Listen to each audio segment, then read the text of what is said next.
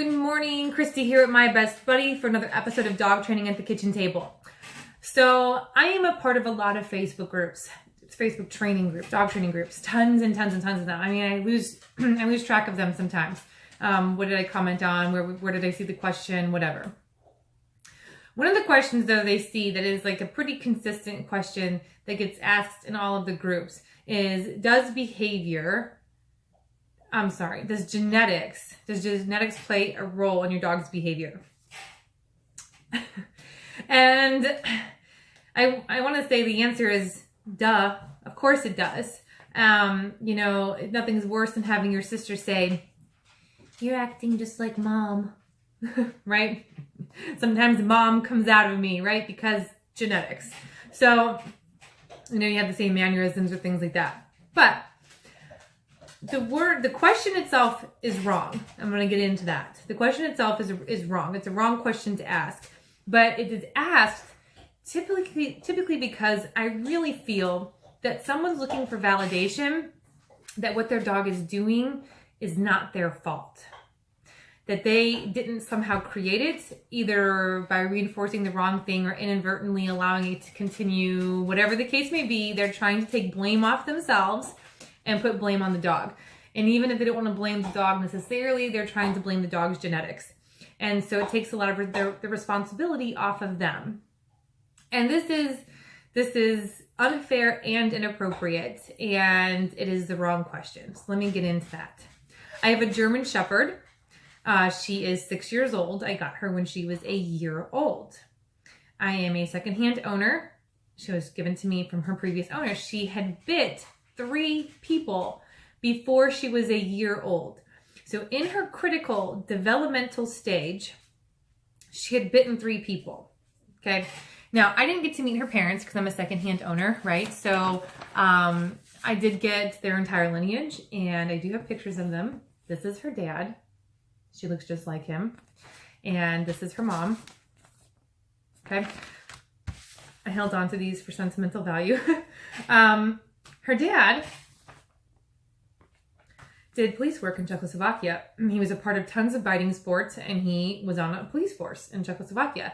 In fact, every dog in her lineage, minus her mother, did some sort of biting sport or police work.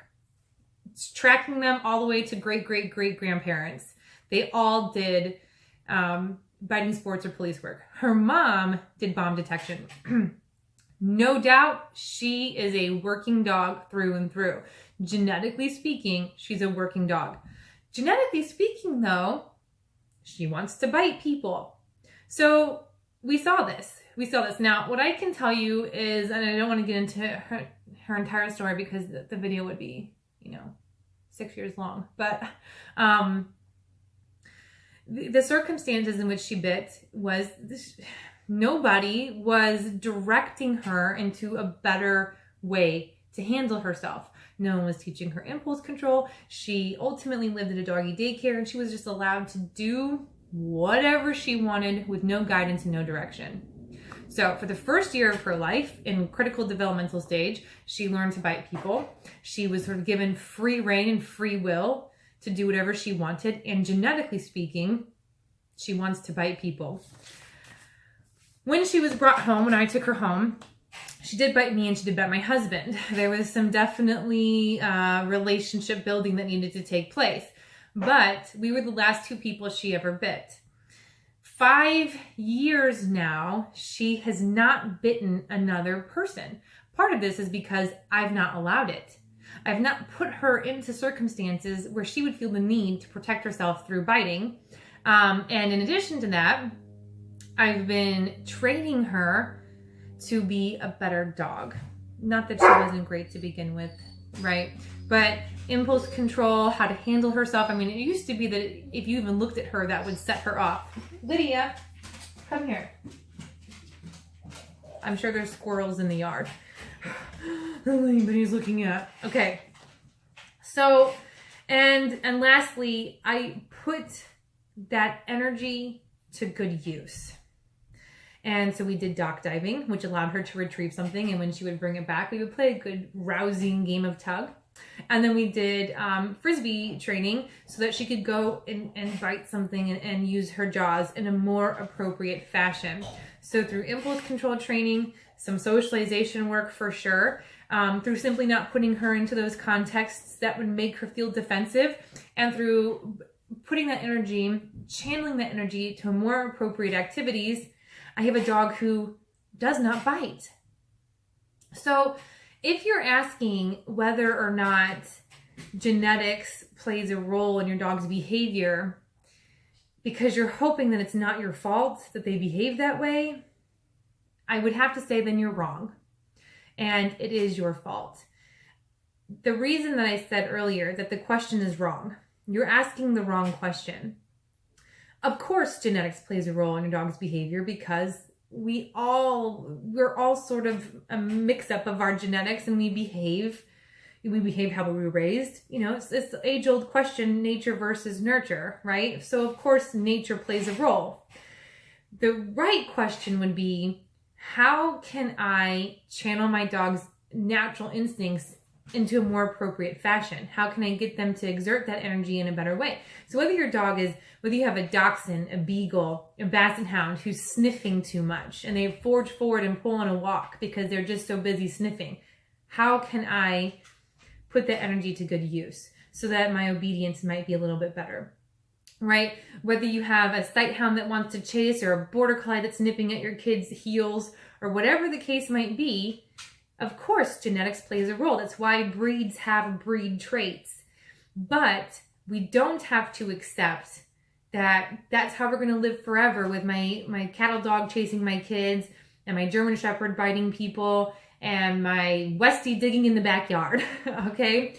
We need to channel that energy in a more appropriate fashion. And now there's no better time to be a dog owner or a dog trainer, because there's a slew of different sports for you to get involved in.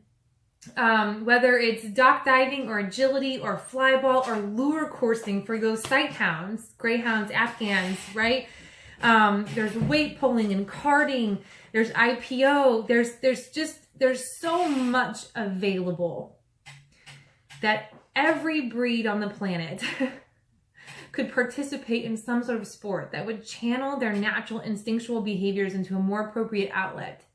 A lot of people believe you can't do those sports until you have your obedience in order, but that sport might actually be the missing link to getting you better obedience. Maybe you're asking the genetic question because you have an anxiety issue. Your dog is noise phobic, or separation anxiety, or any sort of form of anxiety. But maybe that anxiety is actually stemming from them trying to suppress their natural instincts, right? So if you got them out doing something that felt good, and I want to say here, so I want to say like a little caveat, because I have a husky that I want to do dock diving with and I want to do Frisbee with. You know, so far this year, she's only a year old. We've only got her swimming. She hasn't so far jumped off the dock, but I have high hopes, okay? So it doesn't really matter. And we're going to start barn hunt. We're going to start barn hunt here in a couple weeks. So it doesn't matter if you think, well, I'd like to do barn hunt, but I have a husky and I don't have an Airedale, or I don't have, you know, some sort of terrier that hunts rats naturally. It doesn't matter. Getting them to do something else, and all dogs sniff, right?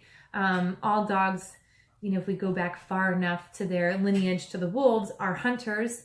So you can find what your dog loves most and allow them to get their energy out in those fashions. So my Doberman did agility. She loved agility. It was her favorite thing, but my Shepherd hated it. But my Shepherd loves dock diving and loves Frisbee sports. That's what she loves to do. I have not found my Husky's love yet, okay? So we're tinkering around. We're playing with different sports so I can find something more for her besides sit down, stay, come, and heel, okay? We want more for our dogs. We want to channel some instinctual behaviors into something else.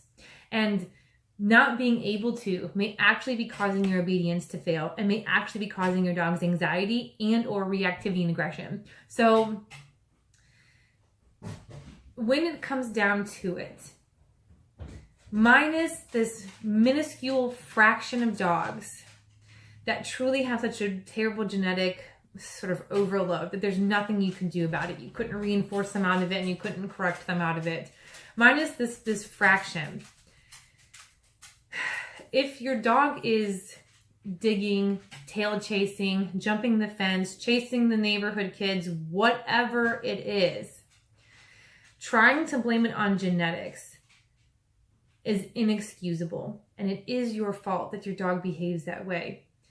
And that's hard to hear. That is a hard pill to swallow. But at some point we have to step up and realize that we are the teacher. So we need to find how best our dog learns. Year of her life.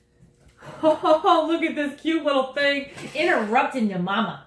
Interrupting to mama. Oh my goodness, you're so stinking cute. Oh my goodness, you are big.